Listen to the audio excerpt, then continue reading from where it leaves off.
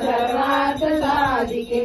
शरण्ये त्र्यंबके गौरी नारायणी नमोस्तुते नारायणी नमोस्तुते नारायणी नमोस्तुते ओम यानि कानि च पापानि ज्ञाताज्ञातकृतानि च तानि सर्वाणि नश्यन्ति प्रदक्षिणायां पदे पदे ओम सुतामया वरदा वेदमाता प्रचोदया